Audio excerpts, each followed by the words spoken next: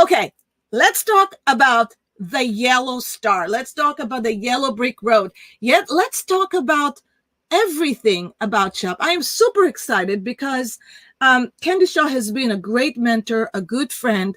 She's a major thought leader in industry. She is a doer. She doesn't sit to wait for tomorrow to happen. She tried things out, and we're going to talk a lot about that. This amazing woman not only has a family, not only that she's a grandmother, yes, she runs 3 businesses. Yeah, 3 businesses. How did she pivot in times like these times when we lock down and afterwards, and where are we going right now? You want to hear all about that, how you can become profitable in your life, in your time, in your business, in your wellness. You know what? Let's stop talking. Let's bring Candy on. Hello, my friend. Wow, what an introduction. I feel like I need to get busy or something now. Thank you, Ronit.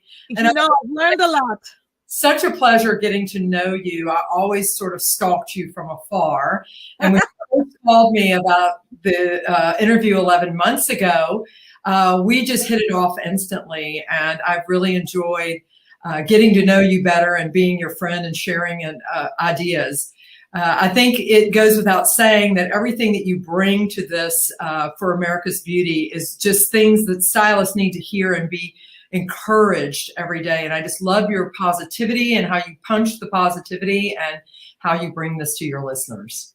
Thank you. I really appreciate those kind words. It really, really warms my heart and gets me all choked up. So yeah, thank you for that. And yes, and I've been stalking you forever, and learning from you. And every time there is some good nuggets or good ice cream, like the Bali Lama bleach, I taste it, I eat it, I put the cream on it, I toy with it, whatever it comes out, I take it out. Not to mention, one of our mutual clients told me that you have a whole new product. Oh my God. And when she told me how amazing it is for blondes, I had to tell myself, okay, what's the secret, Candy? What did you do now? What did you do now that I don't know? Do I need to become a blonde? No, of course not. Absolutely not. You don't need to become a blonde. But of course, creating Sunlights 7 years ago was really kind of born at America's Beauty Show, really, to be honest. And then it just has matriculated from there, creating a product line, now coming out with Moonlights, which is going to be my first, or the first, kaolin-based foil lightener. And I'm just really excited. I know people overuse the word organic and authentic, but it really is. I mean, it was born in my garage of a thought process that I had, and it's really been quite remarkable. And pivoting, as you mentioned earlier, through these times right now are super difficult. And running a manufacturing brand, running a salon, I still work behind the chair, and teaching in the classroom, it's a lot. But more importantly, it's the thing that just sort of gives me life right now, and a time that there's a lot of darkness. Yeah. Still, there's a lot of darkness. We're still in the weeds, although I can see a big light coming. We can totally see that. I'm not much of a predictor, but I go by history and see what are the trends of what happens when we hit some tough times. And there's always the light at the end of the tunnel. It's always going to be there. And so I can't wait to share with the audience, what have you been doing for the past 11 months or what you have learned on the past 11 months that kept your vision forward, okay, not so much backwards. And before you even answer that, this is something that somebody texted me and asked me if I can ask you that question, and says, what do you suggest for a company that is a big company, that their teams are kind of like in the trenches, and how can they rebuild today when it's been so difficult to keep all your employee in one place? Oh, well, I mean, I feel for those folks because I know those hard decisions are really, really tough. One thing that I had said to you earlier on a conversation that we had was that businesses have got to be more nimble now than they ever were before. You got to kind of think about your business more like driving a cigarette boat instead of a large cruise ship that takes a long time to make a turn and make a decision. You've really got to make decisions on a dime now. You've got to be willing to pivot and to be nimble and make that choice and decision about your procedures every single day, not just something that you're forecasting for the month or for the year. Those days are gone. Yes, we can forecast what tomorrow is. Of course, we want to continue to do that in our businesses. But I think really the thing that I have really, really, really honed in on is investing in my people. And chewing the fat off the business, taking out anything that's just unneeded, taking away dollars that are being spent that really aren't bringing great value, and redirecting my salon culture to just be one of positivity. No negativity about COVID, trying to just punch that positivity every day and look at the blessings that we have.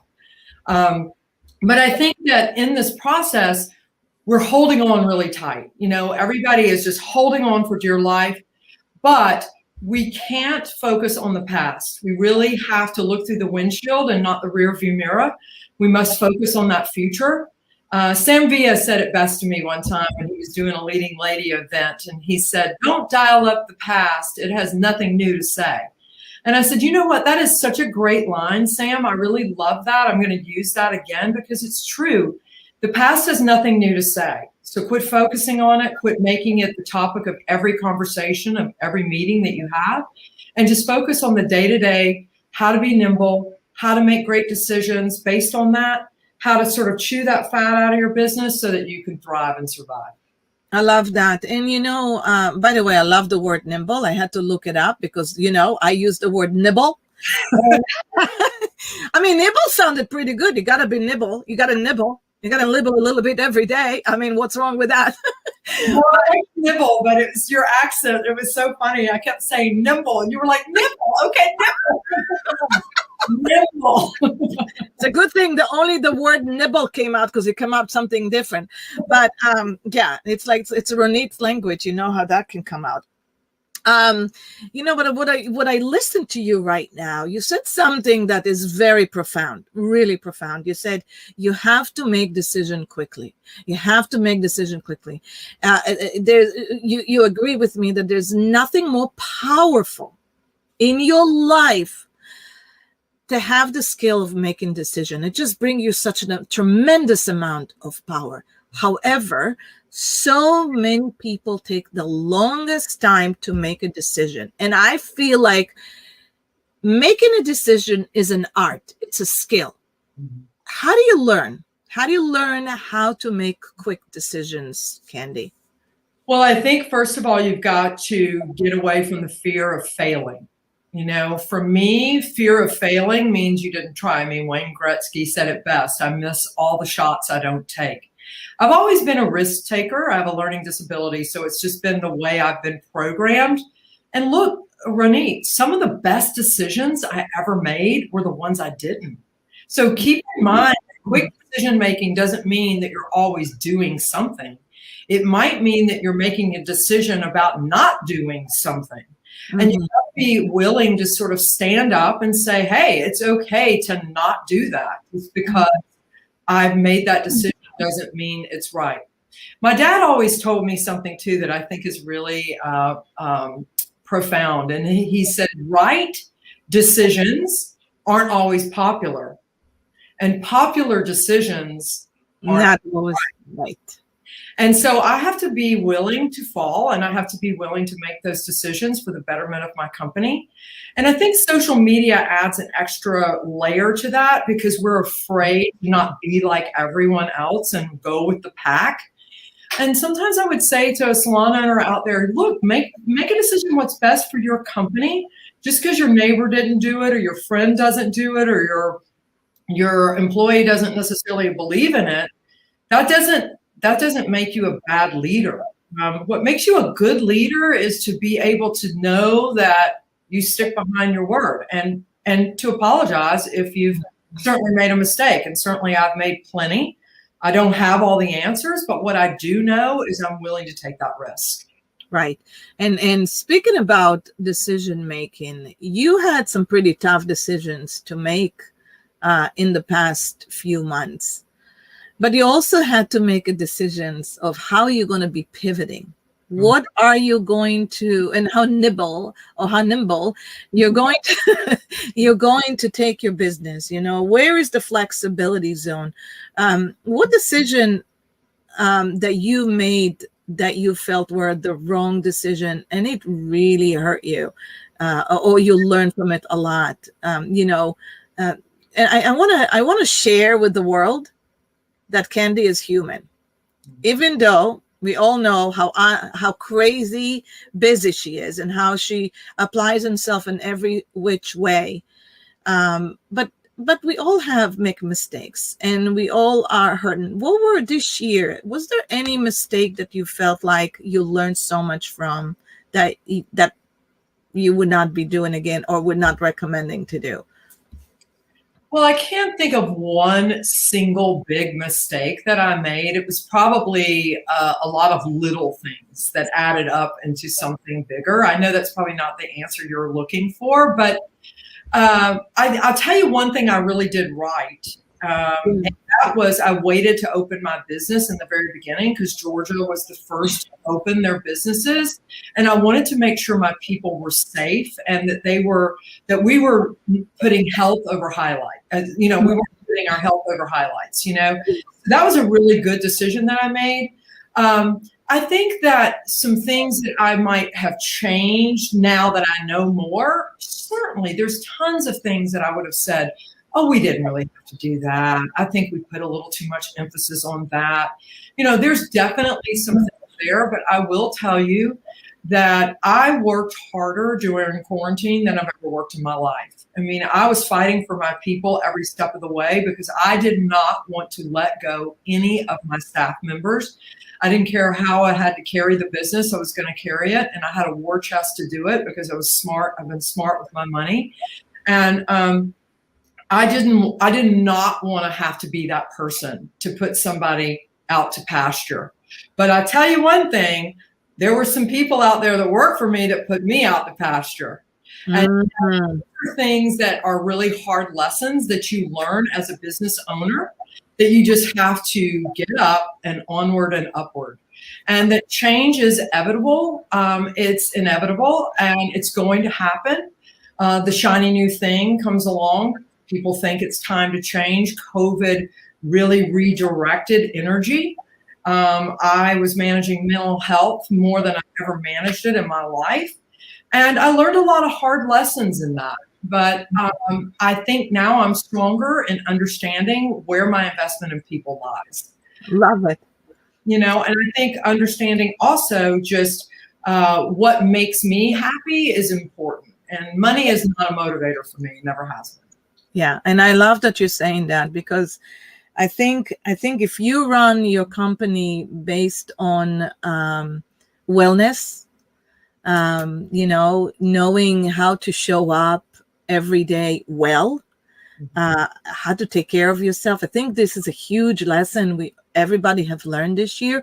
I hope that everybody learned this year not to chase the pennies because you keep chase the pennies. What are you going to find? Pennies. So,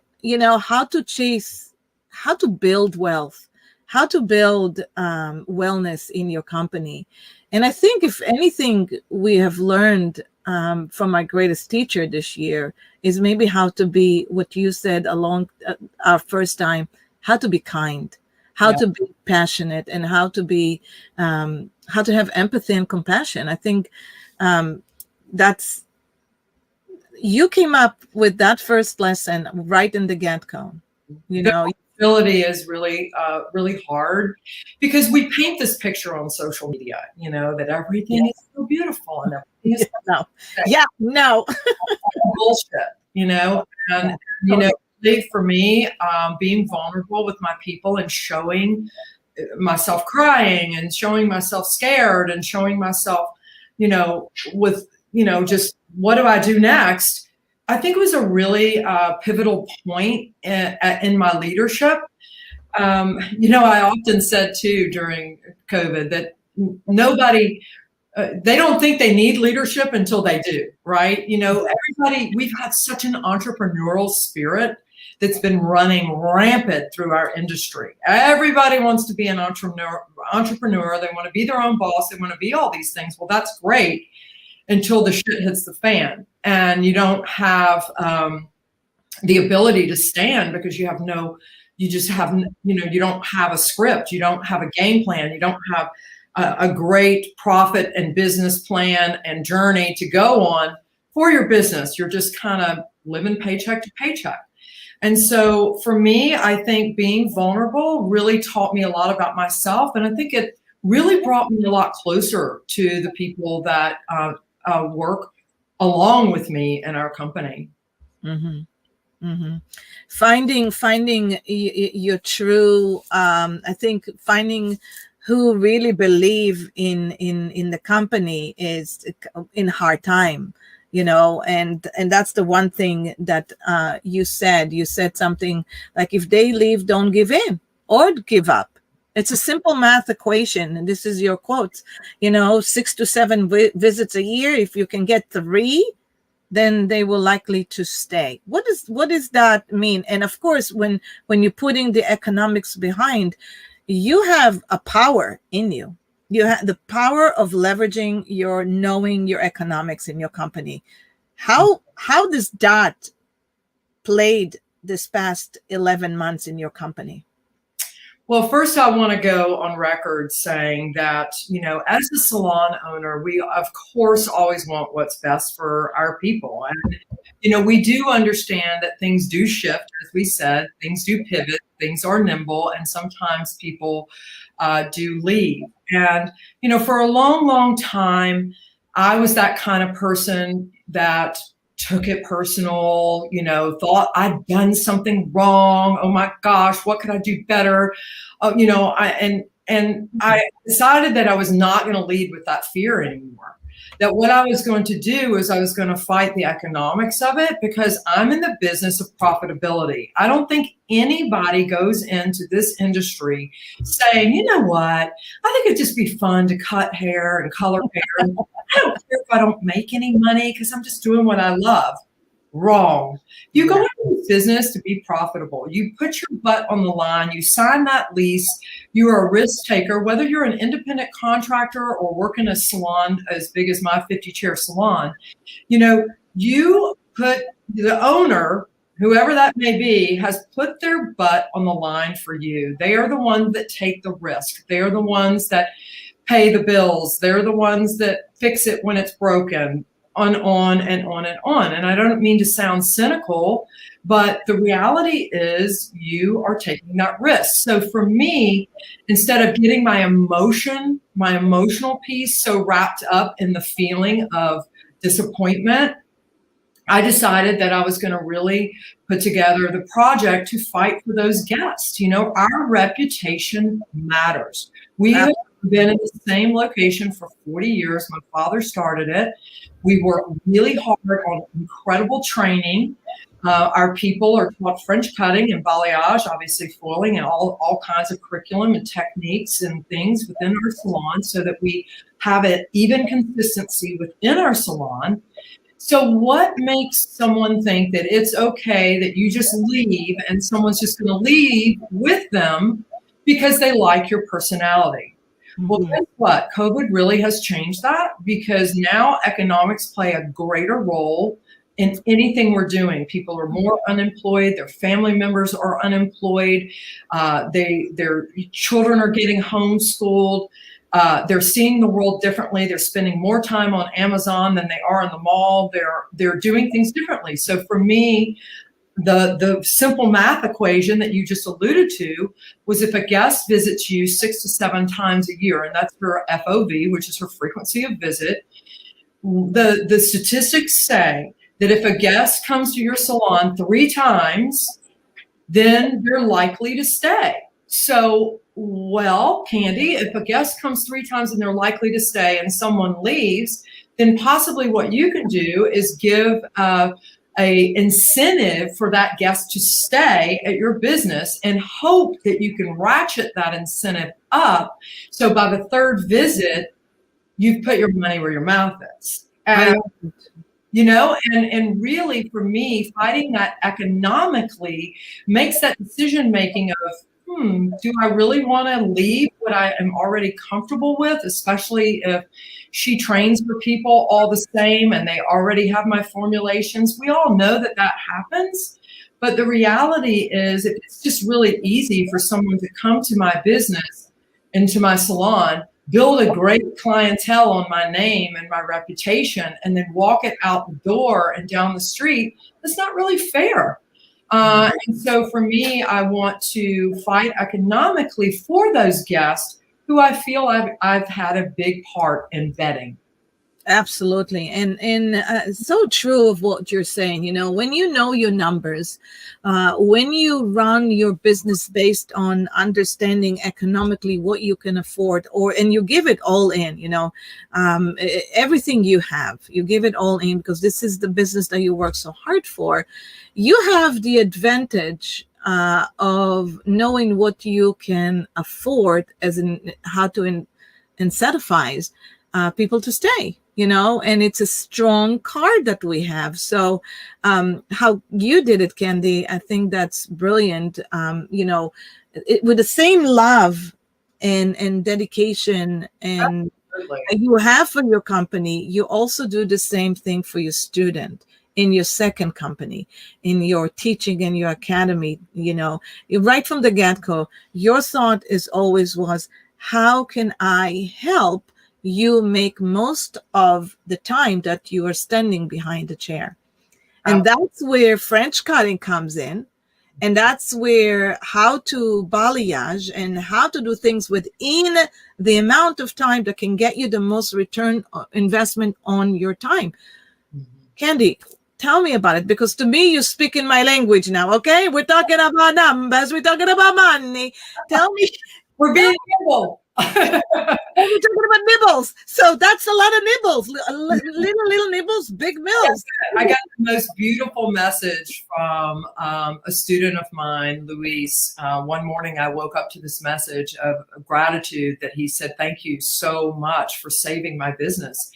And, being able to cut hair and the efficiency and the time that you've taught my staff to do that and to paint hair in those efficiencies, especially when we're trying to limit the amount of time and duration of time that our guests are spending in the salon due to COVID, it saved my business. And I literally laid in the bed with my husband, and we both just wept because I said, my gosh, the power of the paintbrush and the power of having a training program that works for you, whether you're a 1-person or a 10-person or a 100-person salon, is really remarkable. You mentioned your daughter lives in Seattle, and I trained for Jean Rez for years and years and years, and many folks across the country, teaching the efficiencies of how to cut hair very quick. In my classroom, I never see a show of hands of a student that wants to work more hours, right? Yeah. The minute somebody gets booked 5 days a week, they cut down to 4. And then after 4, they want to cut down to 3 because everybody wants to work less. Yeah. So, my goal is to help folks ride the tipping point of their business, to be able to be very smart with their times and their efficiencies behind the chair. My daddy would say to me, "You're not building a monument. Why do these people spend 1 hour working on this haircut that's going to go back in a ponytail?" Now, with that being said, I don't want any of your listeners to think that there's no quality there, because I will put my work up against anyone spending that kind of time all day long. Yeah, we know that. But the reality is, if you are a great dressmaker and you have a good pattern and you have a good way about going through the steps of your dance, you can work a lot more efficient. You could save your back and you could save your business from failing. Your guests are instant now. Everybody is in a drive-through society. They want to drive through, get it quickly, walk right out and go. Gone are the days of guests wanting to come socialize and have a dinner party in your salon. They don't want to sit there for 4 and 5 hours. When Especially people now. Yeah. anytime. But when people tell me they spend 4 and 5 hours on a color, I'm just like, Get me uh, out of here. Yeah. my head hurt. Yeah. Because, if you think of the time value on money, and not to just make money the only motivator, I mean, I ask your listeners, do you know what you make an hour? Because you should. Yeah. You really should have that formula of exactly your worth every hour.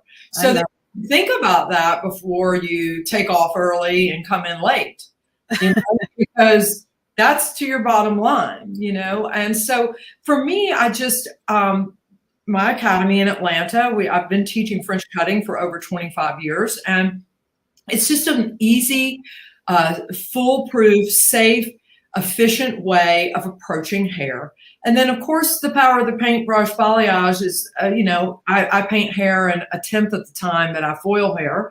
So it cuts down on that. And again, raising revenue and minimizing time. I mean, that's a perfect formula for a hairdresser, if you ask me. Absolutely. And talking about that formula, I just want to, speak a little bit about things that maybe put things in perspective. The Parkinson law, right? The Parkinson law is if you're going to have 2 hours to do color, you will do the work in 2 hours. But if you had only 45 minutes to do it, the same type of quality of work, you can do that in 45 minutes. Kind of like the analysis of having, a toothpaste and a toothbrush, right? If you're going to have a big, beautiful, brand new toothbrush, and you're going to put like a big chunk of fresh new toothpaste inside on your toothbrush, and now you're going to have so much fun going on in your mouth, that big paste in your mouth, a lot of it. But what happened really, at the end, when we have hardly any toothpaste left in that tube, now what we do, we squeeze, and only tiny little bit left to brush our teeth, and that's good enough. That's more than good. Yeah, I like that.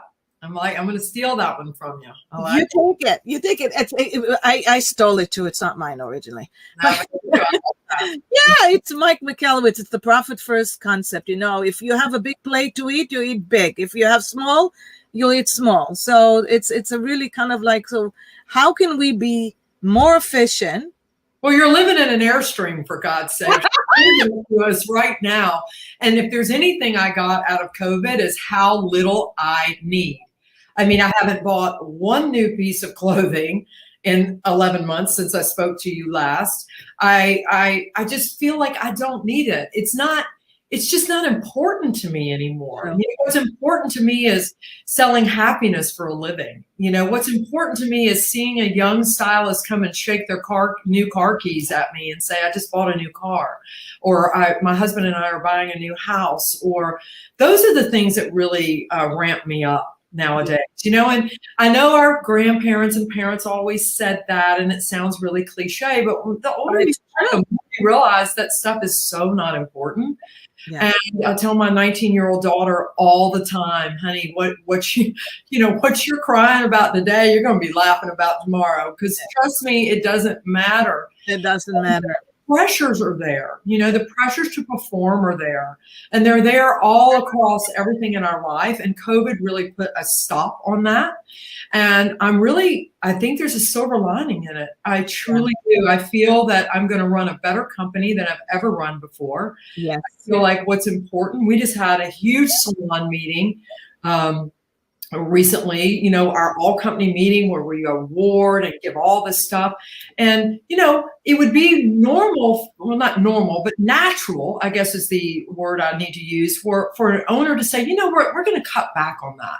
Yeah. We're not going to spend that money. And I said, no.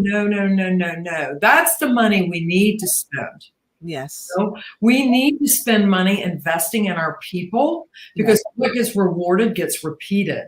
Absolutely. And it's important that we are letting them know how proud we are of them, and how incredible it is to have that togetherness now more than ever. And so it's important. Yeah, no, I like that. You're saying, for everybody out there, you can obviously do whatever your decision is, and you need to make a decision what's good for your company. But when it comes to, if you save enough money and you're thinking about what would I invest this money in, think twice. Would investing in renovating your whole salon is going to bring you the results that you need? Investing in your education and investing in your coaching and investing in getting better and making sure that the team is doing is happy, is that going to give you more results than renovating everything? We got to really be careful, because we're still in the woods, we're still in the weeds, and we got to be careful of what we're thinking about spending our money, as long as it brings you the return on your investment. I think that's important to just, Well, I think that's very true, Ronit, and I think we all think that way. But really, if what I always tell anybody is sit down with a piece of paper, draw a line in the middle, write your pros on one side, your cons on the other, and whatever decision you're trying to make, just look at the return on the investment, of course, but also where joy lies. And you got to realize that sometimes the things that are important to some aren't really important to others. And I used to focus on things I thought my staff wanted, and I realized they really didn't. And so I think you've got to put your big girl panties on, or your big boy panties on sometimes, and just say, you know what, it's okay to see differently, and to allow them to see differently, and to embrace change and embrace the things that can sort of help you grow. For me, I think that looking at where I'm spending money has changed. And I think that I don't want to stop spending money on the things that I know truly matter. I've heard a lot of salon owners asking, well, are you going back to paying vacation pay? Are you going back to doing this? Are you going back to doing that? I said, look, follow your heart. You know when the right time to start to ramp things back up in your company and the things that you do. And you just got to be honest with people. Yeah. If you can't afford it, you can't afford it. Right. And it's okay to reimagine how you want to build your company. If it's important to you, if it's your values that you do want to have paid vacation, or you want to give the opportunity of 3 weeks because you think that that's what you want to do. I mean, whatever lifestyle that you want to have, if you can provide the ability to give that to your employees, then put it on the budget. Then you need to cut someplace. You need to paint the company that you wanted. There's no better time to build a company that you want right now, and put the numbers behind it. If you put the numbers behind it, you can make it happen. Right? My dad used to do a thing. You made me think of something with a dollar bill. And it was a great visual. And he would take $1 in a meeting, and he would tear it in half, and he'd say, you know what, you think you get 50% and I get 50%. And I take my $50 and I put it in my pocket, and I go about my merry way. And then he would take that $50 back out, and he would start tearing off all the little pieces that the money would go out to, whether it's insurance, whether it was great front desk coordinators, whether it was obviously a beautiful place, rent, every little thing from inventory. And then there's a little piece left. And then he'd have this little bitty piece left. Let me make sure I can get into the camera. And he would go like this. That's not even enough to smoke, people. I love it.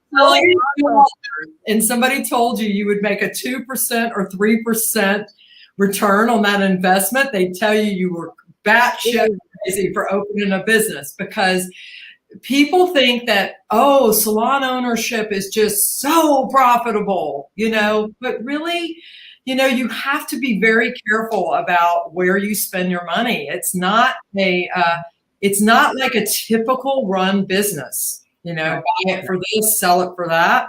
It's right.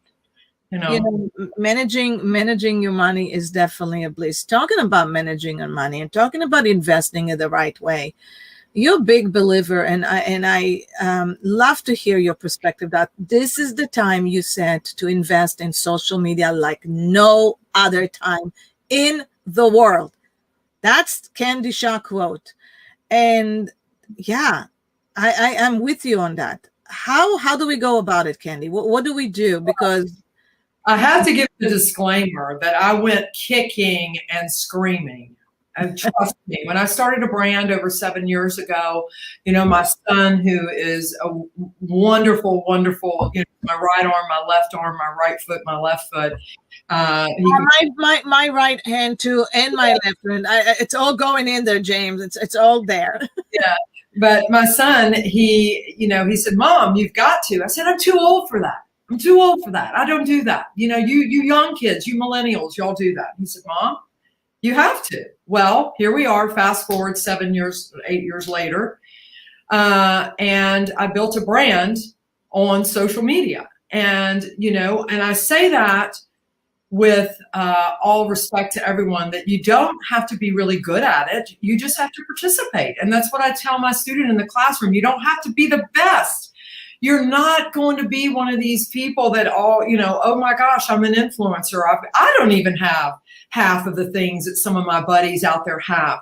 But, I'd much rather have believers than followers. And that's true with my culture. I think it's important to have people who are in the trenches with you and really believe in your salon and your business and you. Maybe it's just you behind the chair by yourself. Find what you're good at and make it your voice. And I think it's so important. And I will say that people are home now and bored. They are bored. I look at my screen time on my phone sometimes and it scares me. I go, okay, Candy, you've got to step away from the vehicle a little bit. You're on your phone a little too much. Yeah. Honestly, the people in my organization who are using social media as a catalyst are thriving. Yes. And the ones who are not, and they're probably not tuned in now either, by the way, are barely surviving. Yes. I say that lovingly. I have built hairdressers my whole life. I've been behind the chair for over 40 years. I've watched people peak. I've watched people fall. I've watched people plateau. I've watched people rebuild clientele after clientele after clientele. The word of mouth is a wonderful thing. The sign outside is a wonderful thing, but we're not spending $5,000, $10,000, $20,000, $30,000 on advertising anymore. And this phone right here can do everything you ever wanted it to do for you. And if you want your business to survive, listen up. You have to get in the game. You don't have to be great at it. You just got to get in it. Yeah. And I also say that spills over into working the network as it relates to your business. Yeah. So right now in my business, this month is Reputation Month. So a lot of times you'll have a POP, which is your product of the month, that your point of purchase that you are focused on. You're focused on whether, you're selling whatever product or whatever thing that month. Maybe you have a spa, maybe you're focusing on neck rubs. I don't know. Yeah. But right now we're focusing on our reputation. And so on our stations right now, we have a mirror talker and it's a QR code, and you just take your little phone and you just stick it right up there and you take a picture of that QR code that's right there on your station, and it drives our guests directly into Google reviews, which is the only thing that can build your reputation. Yeah. I'm not a big Yelp proponent. I think Yelp is just a place for people to go and complain. Yeah. And Yelp. And for me, if you're going to build a 5-star business, you've got to get your guests to talk for you, and they love you. So why wouldn't they want to do that? And all you got to do is ask them. You got to make it easy. So while they're processing, you take their phone, you take that picture just like they did. Did you ever think you were going to go to a restaurant that had a QR code and the menu on it? Which is amazing. I love it. We all love that.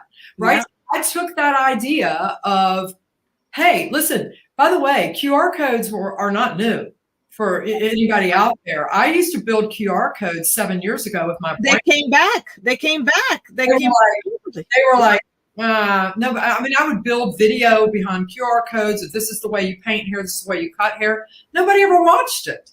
Right. QR codes are the answer.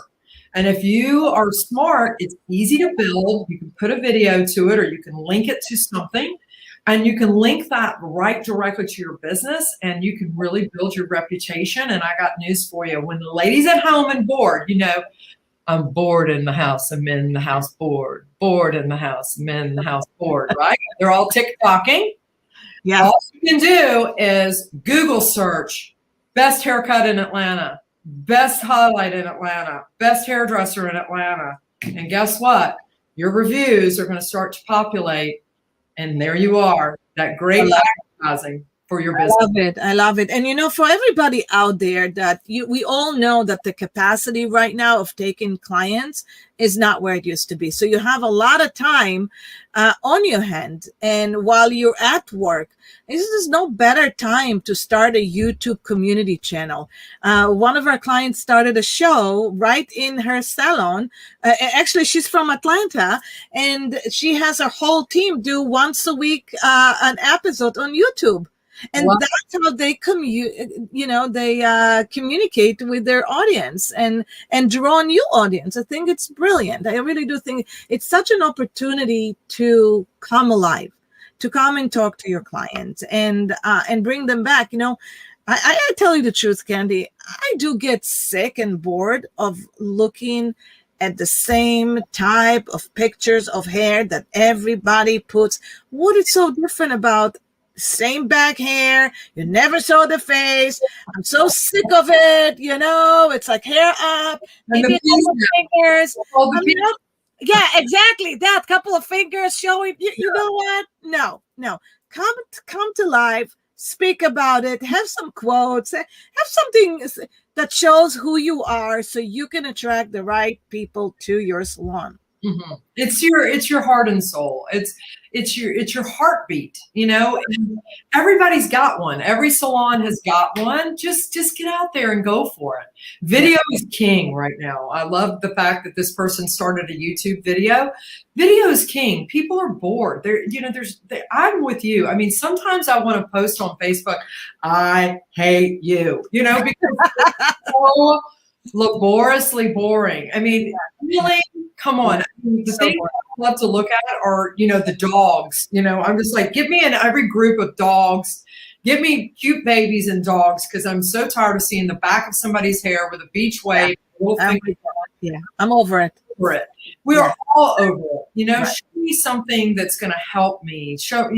Teach me how to use dry shampoo. Teach me how to curl my hair. Teach me how to cut my bang.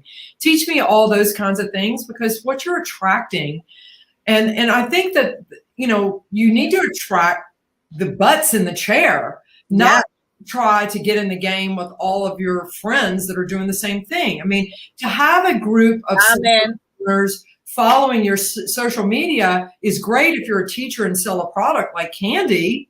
Yeah. If you have a salon and you're not selling your product, and you're selling, Wella or Olaplex or Moroccan oil or whatever it is that you're selling, attract the people who need to buy the product from you and be the product.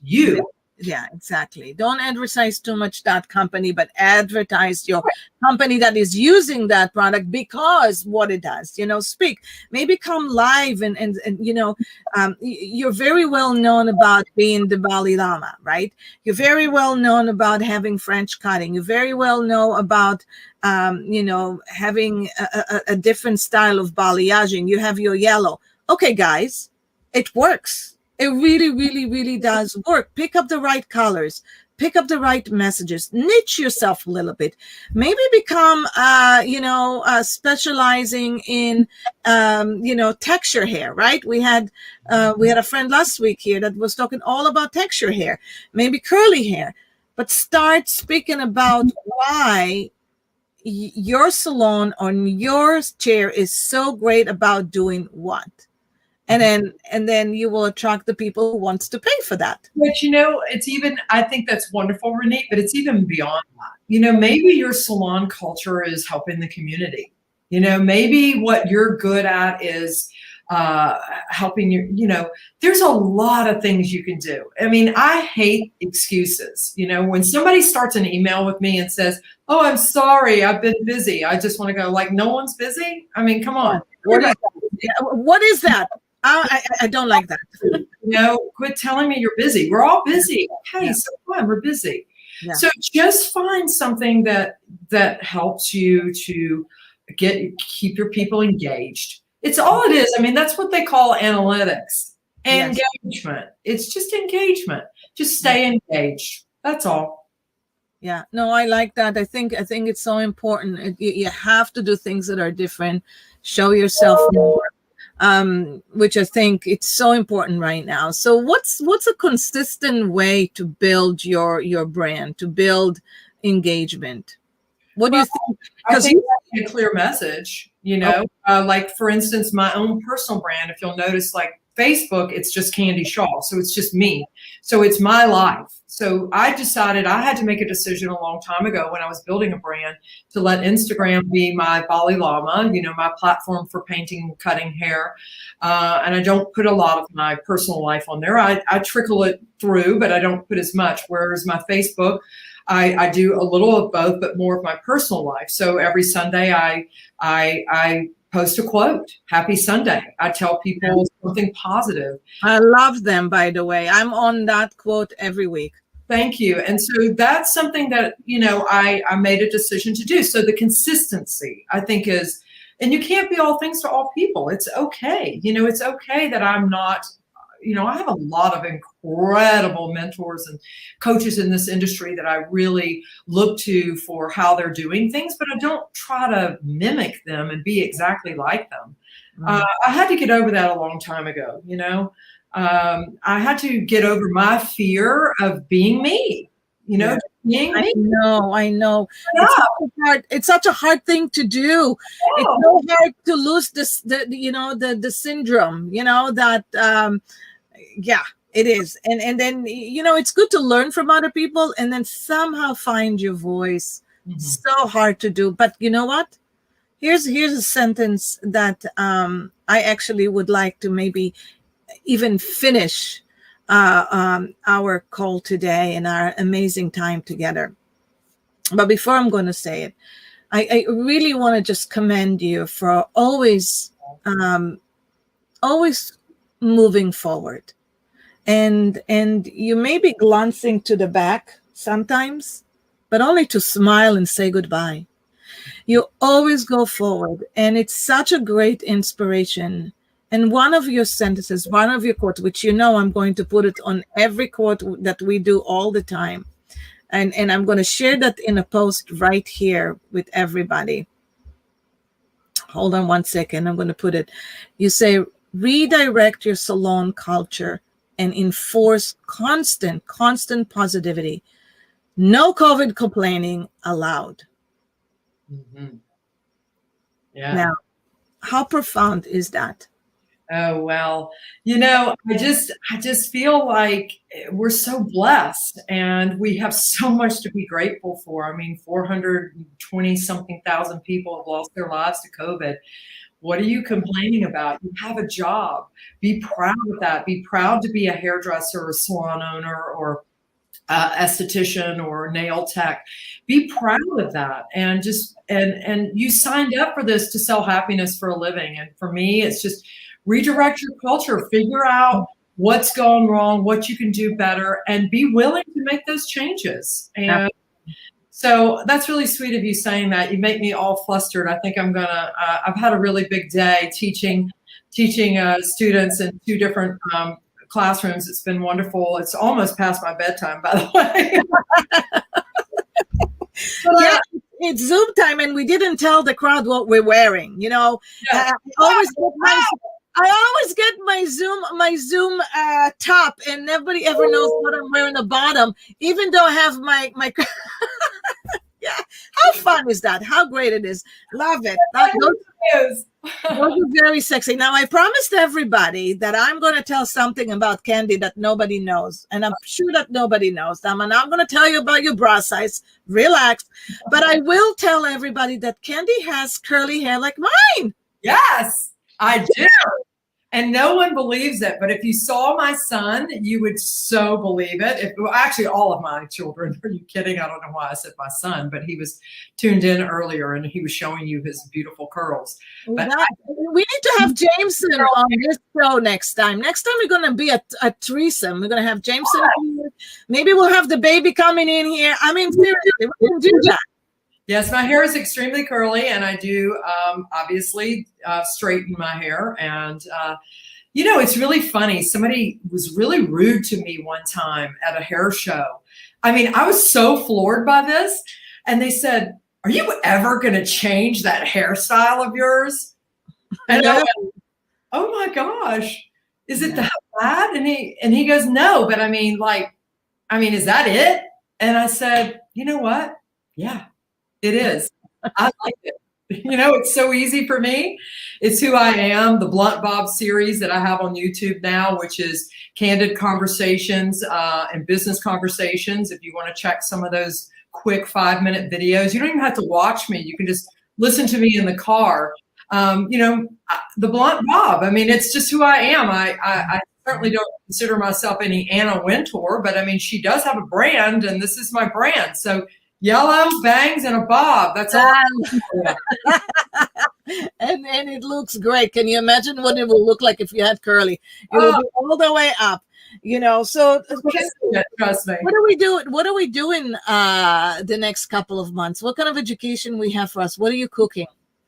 Well, I'm teaching constantly on Zoom, which has been great. We can't be together, but we can still learn together. I still have Candy's Cut camps in my academy here in Atlanta that are a 3-day program that are fantastic. You come in, you get to come to my house with the Bali Lama, and we break some bread. Of course, we put our mask on. We're following all the protocols. I mean, if you know me, I'm everything by the book when it comes to that. Yeah.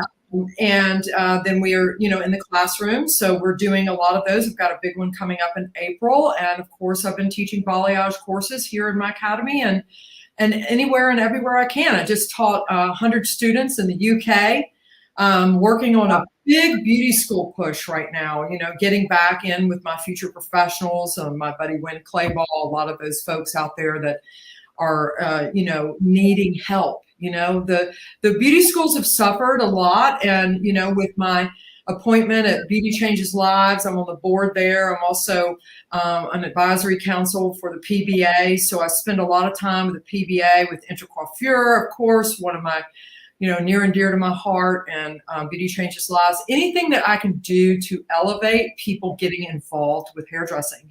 I'm really scared of people not wanting to sign up to get educated and to beauty school. And so I want to do everything that I can to make it sexy again. Absolutely. And it's such a great pivot. If anybody that listened to us, it's such a great opportunity to build a beauty school, to create a beauty school. It's something that a lot of people don't look at this as maybe it's a great opportunity, but it's a phenomenal opportunity. It's a business. Think about it. It's a great business to everybody to get in. You get to teach other people. Now, Candy, what can we do to help our students or the schools? What are the things that we can do? Well, quite simply, I think, and I'm only speaking my truth here because salon owners have all done this and we're all guilty of it. So all of you out there, you're guilty. I'm guilty. We pick up the phone and we call the beauty school when we're in need and we say, "Hey, send me your best people." You got to get in the classroom and help people, give with your hand down instead of your hand up, expecting something in return. I feel like, it is our moral obligation to take the bottom and bring it up. The bottom is suffered, with government grants and people really not taking this craft and this art as serious as when I went through it. I mean, it was so disciplined when I first came to become a hairstylist. Yeah. And now it's just like, well, if beauty school doesn't work out, I don't like being a hairdresser, I'll just go do X. I mean, I really think it's our moral obligation to get in the classrooms and to help these people realize that this is an amazing career that you can be extremely profitable at and love what you do. I mean, what's better than going to work doing what you love every day, making money at it? You go to work broke, You come with money in your pocket, and guess what? You didn't even have to take your clothes off to do it. Yeah. And it doesn't feel at all like, it's a job, I mean, if you treat it like a job, it will be a job, but you don't have to. You can really make that be your vehicle to live the life that you want, every dream that you have. And by teaching others, you become better. And there's nothing more rewarding by giving back and leading your youngest, I think it's a phenomenal thing to do. So that's one way that we can help. We can help by go and teach and converse and teach them how to become profitable. Yeah. And the youngest protege in my salon teaches the next youngest, meaning the last new hire teaches the next new hire. I learned a long time ago that trying to ask your senior stylist to teach your junior people, I mean, they're over it. They're tired. Yeah. So when you're teaching, you're learning. And so the more I teach, the busier my guests get. I had a girl that couldn't even speak English one time in my salon hardly. And I said, you just need to start teaching your guests. And the more you teach them, the more you're going to build a clientele. And it works every time. It's so true. It's the Madame Montessori way. The more you train. We always used to do that in Maxime as well. We always had teach the trainer teach, and it's a wonderful domino effect. So I think it's brilliant. So everybody here, I just can't even put on two fingers how many great advices we covered here today. So much. You guys have to rewatch this again and over again, and go to Facebook and invite all your friends, and go to Instagram, invite all your friends to listen. And, you can drive and listen to this episode, because there's so much value in this episode alone. And we can have Candy Shop every day, although I want to, but I can't. Well, you promised me, though, it's not going to be 11 months again. No. And look, Ronit, I said in the very beginning, I don't have all the answers. I don't beat my chest and say, oh, you did it right. No, I made a lot of mistakes. But what I do know is I'm still standing. Yeah. And you're still standing. Celebrate that. Be proud of that. And don't let the devil get on your shoulder and tell you can't, because you can. Because you can, and everybody can do it, guys. It doesn't take a superstar to do it. Everybody can continue. This is what we're here for. You can always reach Candy. You can always email, always touch her heart, and she's there for all of us. Yeah, so that's amazing. And then the funniest joke I've ever got today is when I looked at my Instagram and somebody posted something like, "I finished Netflix." I'm like, oh my God, how funny it is. Okay, so, you guys get off your bum. I know if Netflix is awesome. I love it myself. But you get on Netflix, become Netflix, and let everybody know where you are. So. Yes, wake up every day and listen with intent to learn.